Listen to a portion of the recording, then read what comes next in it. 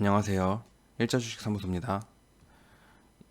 11월 2일 월요일 장 시작 전에 이것저것 체크를 먼저 해보고 장을 준비를 해야 할 것 같습니다. 금요일 시장이 정말 좋지 않았죠. 반등했다면 추세가 다시 좋아질 수 있는 시장이었지만 외국인 기관이 쌍끌이 매도를 하면서 그 물량을 고스란히 모두 개인이 받아낸 시장이었습니다. 지수는 꼬꾸라질 수밖에 없었고 121선을 무너뜨리면서 다시 한번 1, 2, 3, 4번 구간을 기다려야 하는 상황에 놓이게 되었습니다. 원래 같았으면 지수가 120선 위에서만 마감을 해주었으면 정말 좋았겠지만 그게 아니고 120선을 강하게 깨면서 시장을 마감을 했기 때문에 다시 한번 박스 하단 구간 1번 구간과 2번 구간까지도 염두를 해야 되는 그런 상황에 놓이게 되었습니다. 이건 코스닥이고요. 코스피도 마찬가지입니다. 지금 전저점까지 왔는데 이 전저점을 깬다면 단기적으로는 이 구간 그리고 그 다음 구간이라면 정말 최악의 상황의 경우 이 구간까지 봐야 될 수도 있습니다. 시장의 흐름은 정말 좋지 않지만 다들 뭐 연초에 그 하락장을 두려워하시면서 손절을 하시곤 하는데 그렇게까지는 공포에 떨지 않으셔도 될 것 같다라는 게 제 입장입니다. 시장은 다시 좋아질 것이고 대부분 대선이라는 미국 대선이라는 큰 이벤트를 가지고 기점으로 뭐 증시의 변동폭이 심할 것이다라고 하는데 제 의견은 그렇지 않습니다. 어차피 시장의 방향성은 정해져 있다고 생각을 하고 트럼프가 되든 바이든이 되든 간에 코로나라는 이슈만 다시 한번 진정이 된다면 시장은 다시 박스에서 움직일 것이라고 저는 확신을 합니다. 시총 상위 종목들을 유심히 관찰을 하고 또 시장을 이끌었던 대형주들을 한 번씩 관찰을 한다면 이제 모두 바닥권까지 왔기 때문에 시장의 반등이 얼마 남지 않았음을 알 수 있습니다. 먼저 장 시작에 앞서서 주요 기사들부터 대충 훑고 넘어가도록 하겠습니다. 부동산 관련된 기사들은 스킵을 하고요.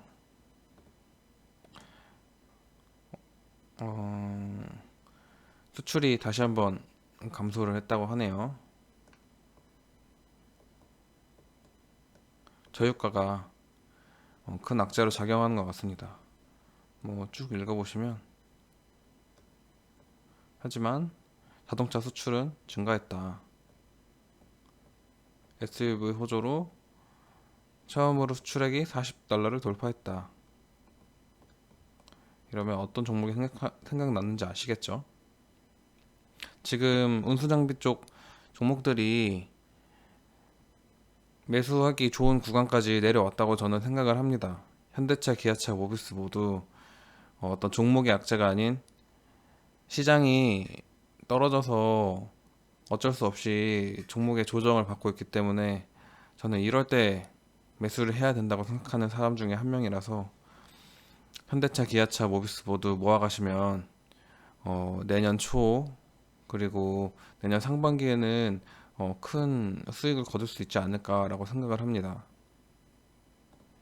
이 기사 또한 자동차 할부 시장에 대해서 이제 카드사들이 경쟁에 뛰어드는 모습입니다. 이것 또한 운수장비 섹터가 얼마나 지금 활황인지 알 수 있겠죠. 코로나 임해도 이 정도인데 코로나가 아니었으면 아마 더 좋았을 겁니다. 그리고 코스피 7개월 만에 하락 전환, 변동성 확대, 죽음의 한 주 태나.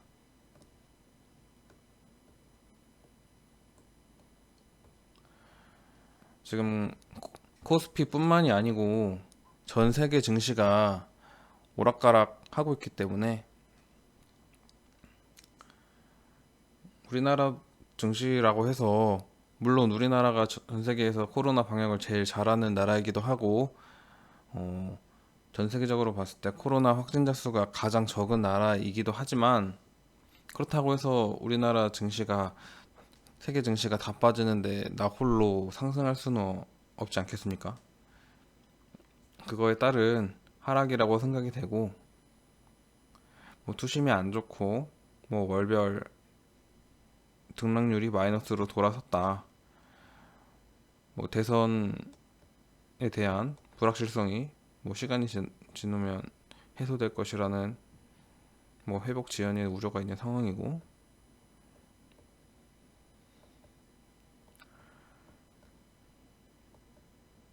뭐 이런 의견들이 있네요.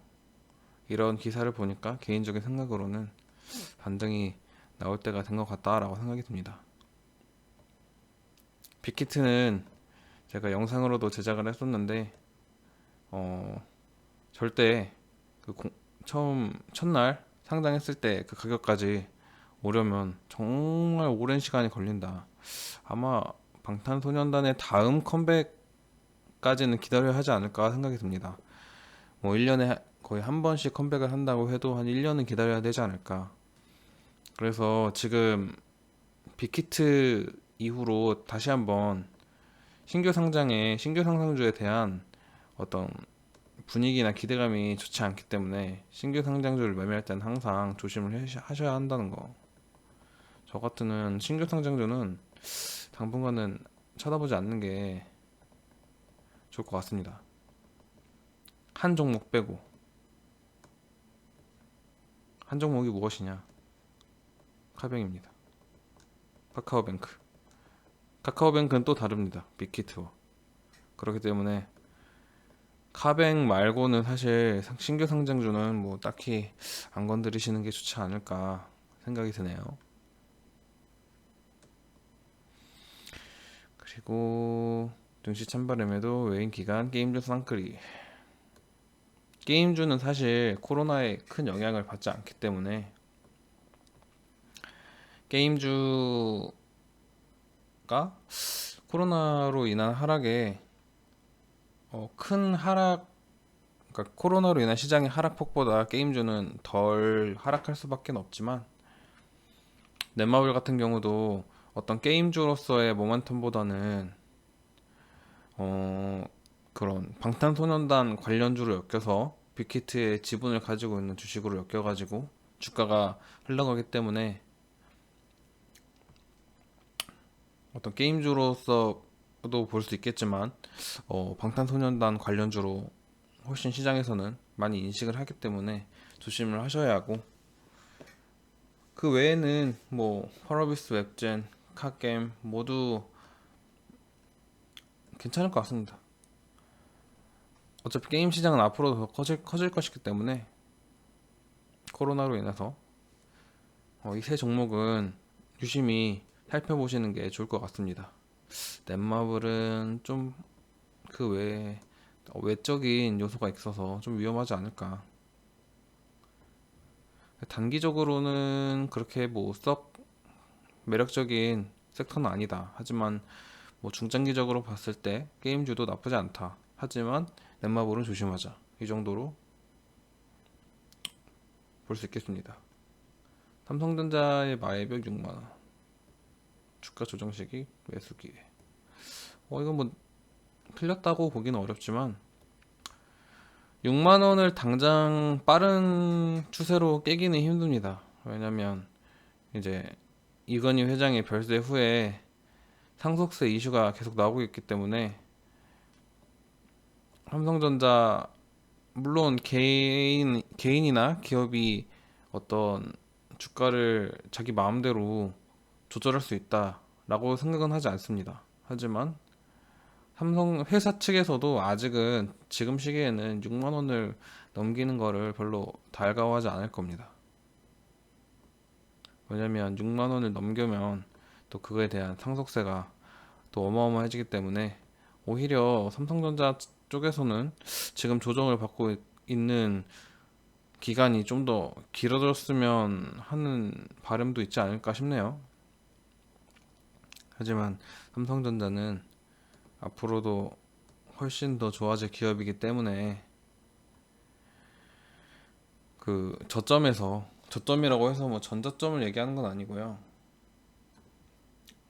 어떤 구간을 정해놓고 저점을 깰 수 있다는 생각으로 조금씩 분할 매수를 하시면 뭐 수익률은 크지 않더라도 안정적인 매매를 할 수 있지 않을까 싶습니다. 이것도 운수장비 관련 기사네요. 현대차, 아이오닉, 기아차.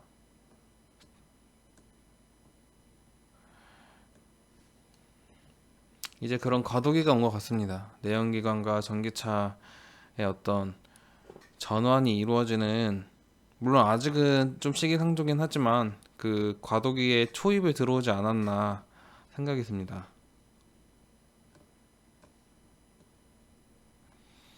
그리고 뭐 부동산 관련 기사는 넘어가겠습니다. 유럽이 정말 좋지 않습니다. 지금 코로나를 못 잡아서 어떤 2차 경기 침체까지 우려해야 하는 유럽의 주요 나라들이 다 봉쇄를 하고 있고, 어떤 유가의 흐름이나 전 세계적으로 유럽의 어떤 경제적인 우려가 많이 나오고 있는 상황입니다. 유럽 증시는 우리나라나 어떤 미국 증시에 비해서 훨씬 더 많이 빠지고 있고, 뭐 유럽은 지금 안 좋고 앞으로도 그렇게 좋을 수가 없다. 반대로 중국은 지금 괜찮죠? 참 아이러니한 상황입니다. 신세계 인터내셔널, 저는 관심 깊게 보고 있는 주식 중에 또 하나인데, 온라인 매출이 더 어마어마하다는 기사입니다. 11월 11일 관군제가 이제 가시권으로 들어왔기 때문에 이런 중국 관련주들, 그리고 유통 소비주들 유익 있게 보셔야 합니다. 매우 좋다. 명품의 판매는 코로나와 관계없이 계속 좋을 것이다. 재생에너지 관련주도 눈여겨보셔야 합니다. 시장이 좋지 않다고 해서 손 놓고 있는 것이 아니라 시장 반등 타이밍에 어떤 주식을 들어가야 하는지, 지수가 반등할 때 어떤 종목들이 그 반등하는 지수를 타고 높게 날아오를지 대비를 하셔야 합니다. 이렇게 보면 뭐 SK 관련주들, SK 하이닉스나 뭐 SK 그룹, SK 지주 아니면 뭐 다른 주식들을 볼 수도 있겠지만, 그런 주식들보다는 조금 작은 재생에너지 관련주로 묶이는 종목들을 찾아서, 그런 종목들이야 뭐 네이버에만 검색하셔도 다 나오니까 제가 여기서 종목을 구체적으로 나열해버리면 종목 추천이 될 것 같아서, 재생에너지 관련주도 꼭 유익 있게 관심 종목으로 추가를 해놓고 보시기 바랍니다. 곧 미국 대선인데 사실 분위기상으로 보면 바이든이 되는 게 거의 확실시 되고 있죠. 바이든이 되면 안 될 것 같은데 바이든이 될 것 같습니다. 물론 뭐 트럼프가 대선 불복으로 해서 어, 어떤 기적을 연출할 수도 있겠지만, 현재 상황으로 봐서는 바이든이 이길 가능성이 크다.